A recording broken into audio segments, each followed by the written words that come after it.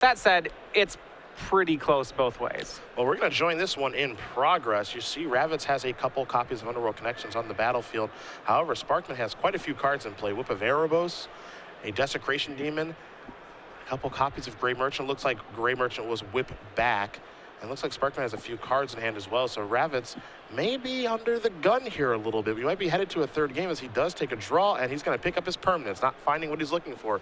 So Jeremy Sparkman able to tie things up here, which means we can turn our attentions to the sideboards for these players.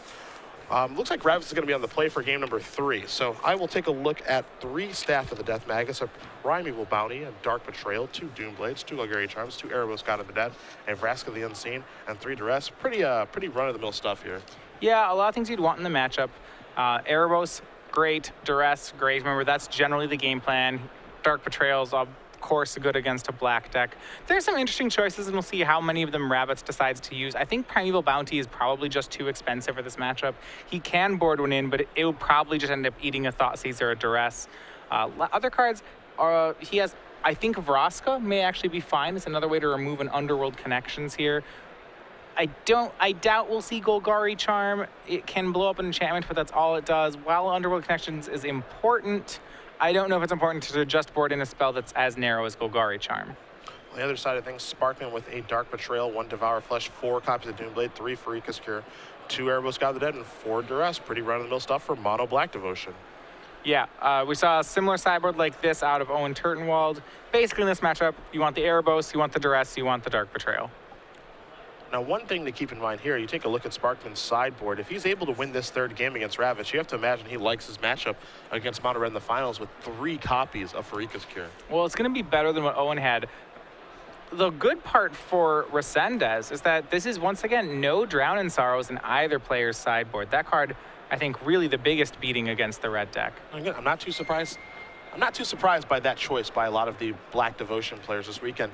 These low-to-the-ground aggro decks really haven't been a thing. They're few and far between. Yes, we did see 2 mono-black aggro and 1 mono-red aggro deck in Providence last weekend, but that has obviously not swung the pendulum enough for these players to include that infest effect.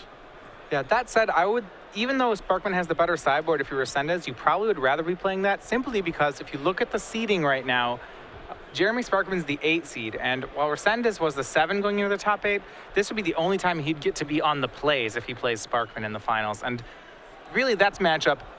I think you can't underestimate how important winning the die roll is for it. It's not to say Ravitz doesn't have any good cards against the deck either. Staff of the Death Magus is perfectly reasonable in that matchup. It's a little bit slow, but and he's not playing against exactly Burn. It's not perfect, but it's not bad. At least gives him something to do. He does have Doomblades. Golgari Charm is pretty good there as well. So he's got some options, but I like what Sparkman has access to. Whichever one of these players makes the finals, I still think they have a rough road ahead, no matter what. I mean, Ravitz has keyed in a bit to taking care of aggro decks. Those Golgari Charms, I have to imagine, were great in his quarterfinals matchup against Mono Black aggro, but that deck has a lot more X1s than Red has. And, Staff of the Death Magus, good against Burn. So he's got something for, a small end aggro deck. He's got something for a red deck, but for a red small deck, he's still a little ill-equipped from the matchup. Well, both players going to shuffle up. We'll get ready for game number 3. Of course, after this is over, we will announce the winner of our 6-month premium giveaway this morning. And we do appreciate you guys joining us early this morning from Columbus, Ohio at the Origins Game Fair. Cedric Phillips, Matthias Hunt, and Patrick Sullivan, along with Nick Miller and Andrew Schrott on the sideboard. It is the StarCityGames.com Open Series featuring our Season 2 Invitational. Those elimination rounds will begin at noon. I know everybody's excited for that, to see who is going to win that trophy and that $10,000, along with punching their ticket to the Players' Championship and their likeness on a token. Some pretty good prizes there. At SCG Live, hashtag SCGNV for your tweets all weekend long. It's been fun interacting with you on Twitter and social media, watching some insane games of Magic. Apparently, I missed one with Turtenwald in the quarterfinals against Matthew Hoey. Yeah, he's not the champion, but I think he's got the best game win so far of the day, and it's going to be hard to top. Yeah, it's early. It's early, but given what I have heard and read, it looks like ONT pulled off a pretty nice one there against Matt Hoey. But we have watched a lot of fantastic Magic over the course of this week, and the Invitational, of course, very, very high caliber of play. It was a blast to watch all 16 rounds of that. Of course, we did cover a little bit of our Standard Open last night, and now we're finishing it up here this morning. And again, we do have a Legacy Open to take care of later today. We'll crown 3 champions, give away a whole bunch of money. punch a ticket to the Players' Championship, and 2 players are going to be really happy with how Season 3 has started off for them as they work their way towards the Players' Championship. Yeah, this is both Joshua Ravitz, Owen Turtenwald. Those are players who play, well, Turtenwald in particular, someone who plays a lot of opens and could make a run on the points board. Ravitz, based in Washington, I believe. Yeah, he's in the corner with me out there in Seattle. Doesn't get a chance to play too many opens, so he's going to really have to count on big finishes like this if he wants to make the Players' Championship. Yeah. Again, Washington State champion from the Star City Games State Championship programs is Josh Ravitz. Was able to take it down with Black-Green Devotion, so he's very familiar with this archetype. Worked on this some with Jerry Thompson. That's where you'll find the Primeval Bounty from. Jerry T. always been a big fan of that card. Ravitz adopting that, saying it was very good at the state championship tournament. And he's running it back here to obviously some success. Yeah, I'll be interested to see if he uses it in a matchup like this. I think, if you get the card down, it seems really excellent in this matchup. I just don't know how much you can play a 6-mana non-creature spell. But, like I said, it's powerful to be sure. Ravitz going to send it back. There were no lands in that hand. Sparkman going to take a look. Saw a Mutavault. Not sure if he's happy, but it looks like he may be. So Ravitz going to send it back to 6 as Sparkman does keep his 7. It's all about making it through that initial slog in a mono black mirror. Generally no card tends to be safe at the beginning of the match. As we saw before, there's a bunch of thought seizing and duressing that happens on the first few turns. It has slowed down a bit as the decks have moved away from their reliance on Pack Rat. So now we may see, more proactive threats. Maybe some players actually get to keep some cards going on to turn 3, but still it's the matchup where you'd rather keep a hand with some lands and top deck the relevant card. We did make some big announcements this weekend, one of which was SCG Game Night at participating stores. Pretty cool thing we're doing in September. Yeah, so what this is that at any participating store on Wednesday night can become SCG Game Night. And what that means is that the tournament will get additional support in getting pins and foil tokens each week, and not just the same art. You can get this adorable looking squirrel, but each month we'll be coming out with a new pin and a new foil that you can win. And this is every Wednesday. Just have to talk to the owners of your store, get them to participate in this, and starting in September, you can be part of Game Night as well. StarCityGames.com/Game Night or Game Night at StarCityGames.com for your emails. You can find out more information about this. I know a lot of people are excited about making every Wednesday night SCG Game Night, as Ravitz is going to continue shuffling up here. He's going to lay out his 6 cards, see if he can find something to keep. He has at least 1 land. You see a connections. There are 2 lands over there. I'm not sure you can ask for much more. Going to lead off with a Guild Gate and pass the turn over to Sparkman. We'll see if Sparkman does have a discard spell to fire off, just to swamp, so the answer is no. Ravitz will take a draw. It's a copy of Erebos. There is a swamp for Josh, along with a Pack Rat. So Sparkman has some answering to do right away. Yeah, he's not out of the woods yet. He doesn't have that 3rd land, but if he can find a 3rd land, then he would get a chance to stick this connections, which would be pretty big for him. Well, he found a 3rd land. It just does not come into play untapped, and this is part of the problem with splashing, even though you do get access to some very powerful cards. I think he might pay a price for this. He's going to get his connections thought seized away because his land didn't come into play untapped. You do see the connections that Matthias does speak of, along with a Hero's Downfall, an Erebos, and an Abrupt Decay. If you're Josh, there is one thing to be happy about. You do have a backup card drawing engine in Erebos. It is a little bit more painful, but at least you have one. Yeah, there's a lot of options Jeremy can take here.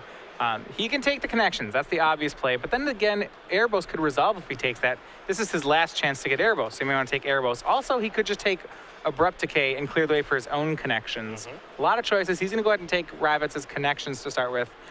And in the case that Ravitz doesn't top deck a land, that's certainly the best card. We didn't top deck a land, but he did top deck an Underworld Connection, so not so bad there for Ravitz, as he will pass the turn back over to Sparkman. Sparkman does draw a card. You see a Pack Rat over there in the hand, a 2nd Mutavault here. Looks like we might have a connections, and we do, and it's on a Mutavault. Now that's a little bit interesting because that kind of shuts that Mutavault off.